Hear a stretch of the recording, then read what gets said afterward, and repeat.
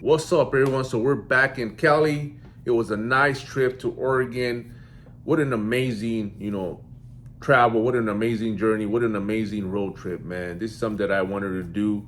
When I was truck driving, obviously I wanted to do it with the rig, dropping loads. Me and my lady going out and just visiting different states. But hey, look at what happened. Now I'm mobbing, presidential in a luxury car with the family, going and traveling and seeing what's out there, what they haven't seen. I seen it because I drove trucks for 19 years, but it's something that I get to share with them. We go as a family. We're still working, with our team members, and we're available. We're available 24/7. That's one of the things that, I love to do, man. Be available for my team members 24/7. So when they have questions, I'm there. We need answers. When you hop on the team, you need the availability. You need the answers, if you're stuck, if you don't know what to do, you have to hit up your coach, make sure that he's there guiding you through and through, but thank you everybody for the shout outs, for the safe travels, for the for the support and the love that you guys shown. Yep, my son got accepted to the University of Oregon. He will start around August, September, sometime that in that time. But yeah, we're excited. We're blessed, and it's a big thing to us because from our both sides of the family, our kids, our boys. My son Moses was the first one that graduated from a university, got his bachelor's degree, and now my son Isaiah follows suit. He's doing the same thing, and obviously he had to go to the community college for a couple of years, and now he got accepted to the University of Oregon. And man, what a blessing this is, man. But in order for them to, be able to believe in themselves, I had to believe in myself. I had to change first. I had to be the guiding light for them. I had to put myself first. And once you put yourself first, then everything changes, everything flips, because they get to see that. See, they emulate their parents. They emulate, their household. Whoever's leading, whoever's guiding in their household, they will emulate them. Their environment plays a big factor on how, the youngsters are gonna live their life, how they're gonna go about pursuing, the vision that they have of themselves. If it's gangs, if it's just seeing people hurt other people, selling drugs and doing anything that's gonna be self-destruct and bad behavior that's gonna cause them to, lose their life or get locked up or busted, then it was learned behavior. They seen it, they emulate. They, it's one of the main things that a lot of people end up in prison or end up getting in trouble because the environment that they're in. They emulate bad behavior. They emulate, what they see, their environment of them growing up and seeing, a pattern, the cycle that continues of drinking and self-sabotaging their life and throwing their life away, not knowing that they're passing it on to the youngsters, to the people that look up to you. Straight up, man. That's we're the guiding light, we're the leaders. And they look up to the older OGs. They look up to, a father figure. They look up to somebody that's they inspire to be, that they are motivated by. So you have to make sure that, you're guiding them in a structured manner. You're guiding them by you actually putting in that work and leading by example.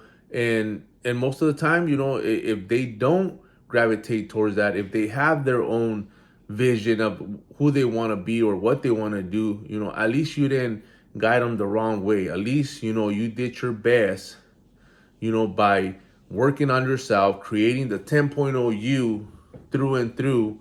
And hopefully something sticks, something good they could get from that. They could learn from you, from how you operated, how you went about, changing for the better. That's it. That's all we're here to do, man. Be the guiding light and hope for them to follow. And I'm glad and thankful and grateful that they're turning out to be good young men, and they have a good head in their shoulder. They're respectful, and they're they uphold their word, and they have that integrity to back it up with action, and they're doing it, man. And that's what we want. We need more leadership. We need better role models out there. But yeah, other than that, you know what? Yeah, me and my wife, we're blessed. We're thankful, and we're happy. We're happy for them. But other than that, the video for today was, being in an extreme deficit. That's the topic. That's the thumbnail. How extreme could you go on your cut? How long should you be in your cut? Because throughout my road trip, I was talking to a lot of my team members. That's what made the road trip a lot smoother.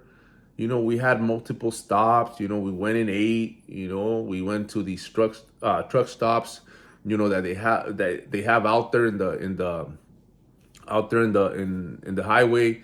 And my family never been to a truck stop. They're nice. They're beautiful. They're clean.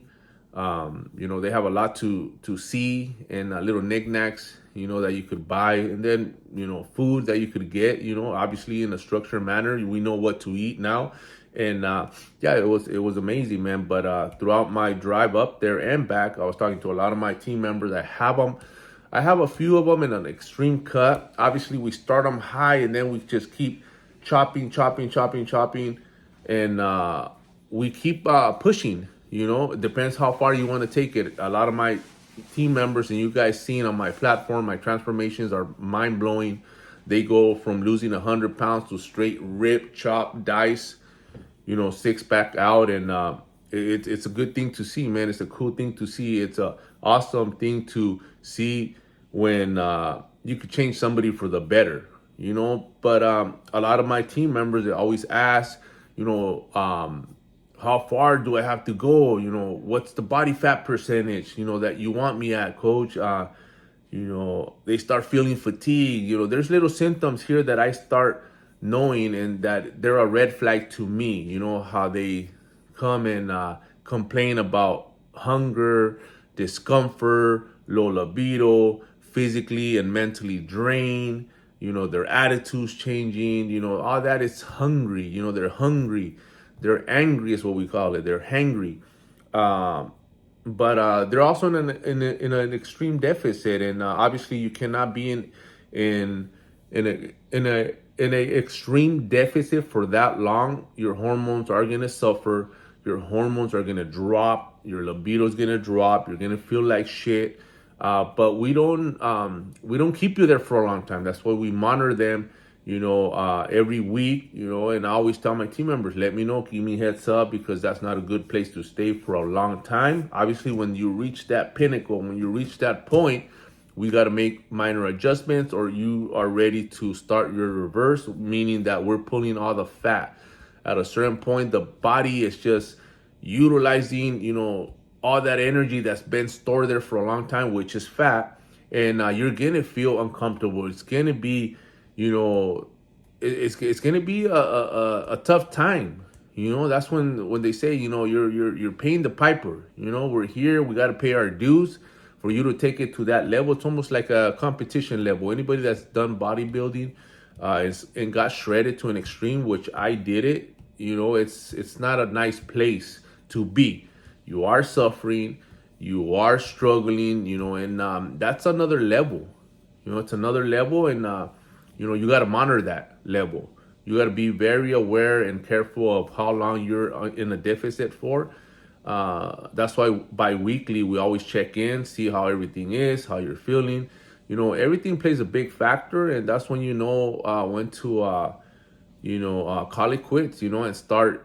Obviously, you giving your body more nutrients, giving your body, more food, and it's gonna take time for you to start feeling better. Because at a certain point, you look good in pictures, but you feel like shit.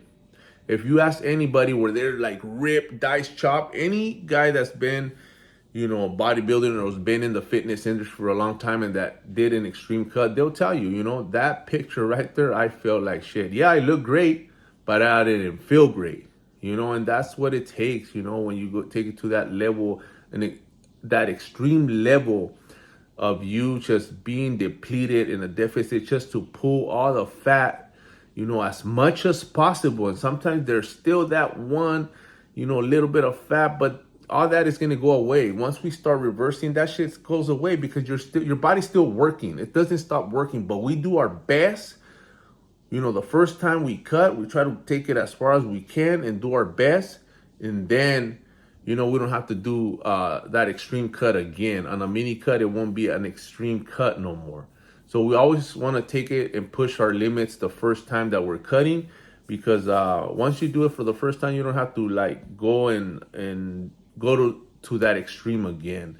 So yeah, like I said, that's something that comes with the territory. Don't be scared, don't be afraid. Any other person that's haven't done this, that haven't coach or haven't experienced this, will probably go crazy when you tell them your macros or how much in a deficit you're at, or where your fats are at. Oh shit, that's very low, that's unhealthy, and I can't believe you're doing that, and all this nonsense that like I said, it's something that you're not there for a long time. We keep you there for a minute, and we ride it out, tough it out, suffer a little bit, and then boom, we start shooting you back up, and everything will normalize. Your hormones, your energy, your strength will come back.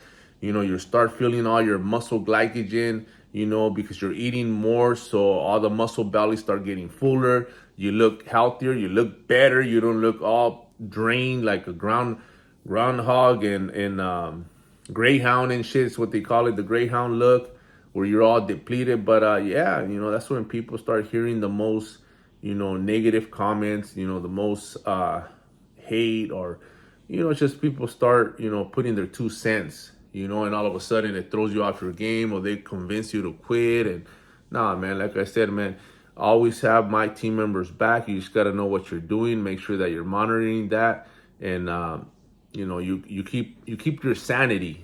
That's what it's all about. But other than that, yeah, like I said, it's something that comes with the territory. Don't get alarmed, don't get scared. I just wanted to drop this video because a lot of you guys that are trying to do it on your own, then you're going to know that right there is the symptoms that you're reaching to that point of depletion, nutrient depletion, deficient in nutrients, hormones dropping, libido's dropping. You're going wacko at that point, man. That's why you got to watch out. You got to monitor that, and don't stay there for too long. And if you don't have a coach, like I said, it's going to be you addressing that and being aware of those symptoms. But other than that, if you are being coached, your coach should know what time it is, and he should know how far you could take it. Sometimes it takes a few weeks, a month and a half tops, and just make sure that you keep your sanity, that you don't get out of control either. You got to look at the pictures. There's a lot of factors that come into play. Obviously, when my team members, I get to talk to them, I school them, I lace them up with what's going on.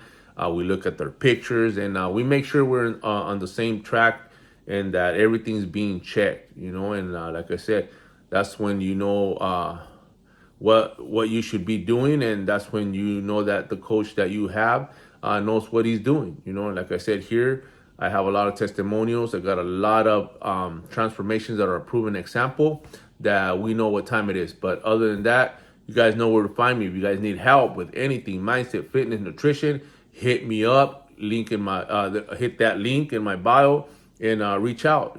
Schedule a call, and let's get after it. Other than that, let's handle business. Let's run it.